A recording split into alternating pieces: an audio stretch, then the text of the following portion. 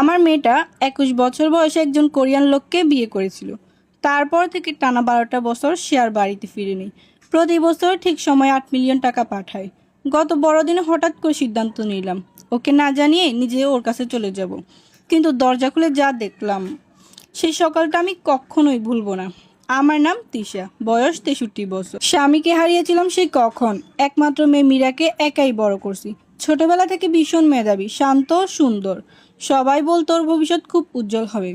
হয়েছেও তাই, শুধু বাহিরের মানুষের চোখে। ২১ বছর বয়সে ওর সাথে পরিচয় হয় তাংসুং নামের এক কোরিয়ান লোকের সাথে। লোকটা ওর থেকে প্রায় ২০ বছরের বড়। আমি প্রথম থেকে আপত্তি করছিলাম, বয়সের মধ্যে এত পার্থক্য, বিদেশি ছেলে, বিয়ের পর বিদেশ চলে যাবে, সব মিলিয়ে আমার না খুব ভয় লাগতো। কিন্তু মীরা জেদ ধরেছিল। মা, আমি জানি আমি কি করছি। শেষ পর্যন্ত মেয়ের জেদের কাছে আমি হার মেনে নিলাম বিয়েটা। বিয়ের ১ মাসের মধ্যেও কোরিয়া চলে গেল। সে থেকে আজও দেশে ফিরে নাই। সেদিন বিমানবন্দরে আমার মেয়েটা আমাকে জড়িয়ে ধরে অনেক কেঁদেছিল। আমিও কেঁদেছিলাম, কিন্তু লুকিয়ে। আড়ালে কান্না করছিলাম আর ভাবছিলাম হয়তো কয়েক বছর পর ঠিকই ফিরে আসবে। কিন্তু বছর যায়, এভাবে ৫টা বছর কেটে যায়। আমি প্রায় প্রশ্ন করা বন্ধ করে দিলাম। শুধু প্রতি বছর ঠিক সময়ে ৮ মিলিয়ন টাকা পৌঁছাতো, সাথে একটা ছোট্ট বার্তা, মা, নিজের খেয়াল রেখো, আমি ভালো আছি। এই ভালো আছি কথাটা আমার ভিতরে ভয় হতো, ভীষণ ভয় হতো।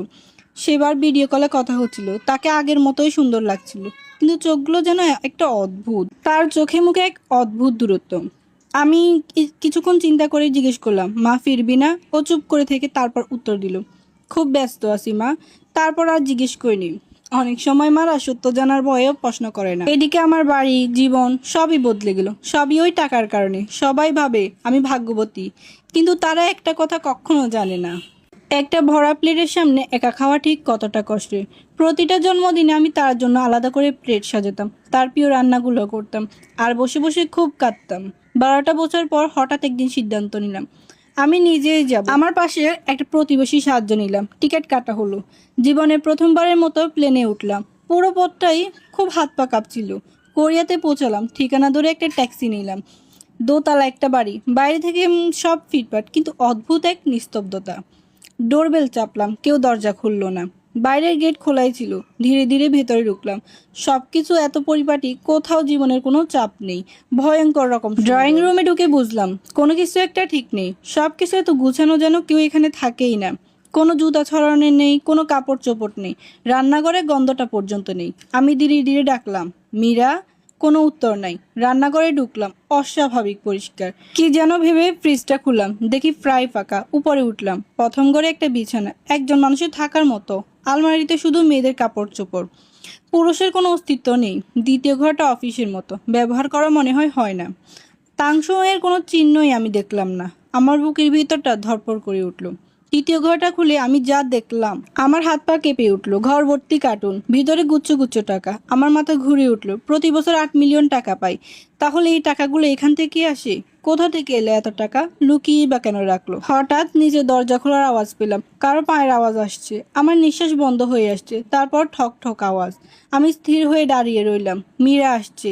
১২ বছর পরও ঠিক আগের মতোই সুন্দর, কিন্তু চোখের নিচে কালি, মুখে ক্লান্তি। আমরা একে অপরের দিকে কিছুক্ষণ তাকিয়ে থাকলাম।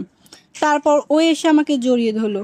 কোনো কান্না নেই, শুধু ভারী নীরবতা। আমি কাঁপা কাঁপা কণ্ঠে বলি, এ কেমন জীবন তোর?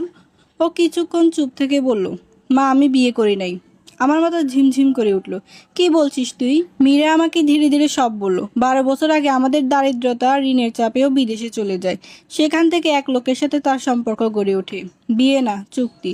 ওকে সব সময় নিখুঁত থাকতে হয়, হাসতে হয়, চুপচাপ গোছানো থাকতে হয়। আমি শুনে পাথর হয়ে গেলাম। ও বলল, এই টাকাগুলো আমার সময়ের দাম, আমার জীবন দিয়ে উপার্জন করা। আমি কান্না চেপে জিজ্ঞেস করি, এত কিছু সহ্য করলি কেন? ও শুধু হেসে বলল, তোমার চিকিৎসা আমাদের ঋণ, আমি না করলে কে করতো মা? আমি একটা চুক্তিতে আছি মা, মেয়াদ শেষ হওয়ার আগে চাইলে সব টাকা ফেরত দিতে হবে, বিশাল অঙ্কের। এখনো ২ বছর বাকি। আমার বুকটা ফেটে যাচ্ছিল। আমার মেয়ে একটা অদৃশ্য কারাগারে বন্দি। সেদিন রাতে আমরা পাশাপাশি শুয়েছিলাম। মেয়ের হাত ধরে বললাম, আমি টাকা চাই না, আমি তোকে চাই। ওর চোখগুলো খোলা। আমার ভয় করে মা, ভীষণ ভয় করে। আমি বললাম, ২ বছর অপেক্ষা করা লাগবে না, আমরা এটা এখনই শেষ করব। আমি সব বিক্রি করলাম, বাড়ি, জিনিসপত্র। অনেক চাপ, অনেক হুমকি।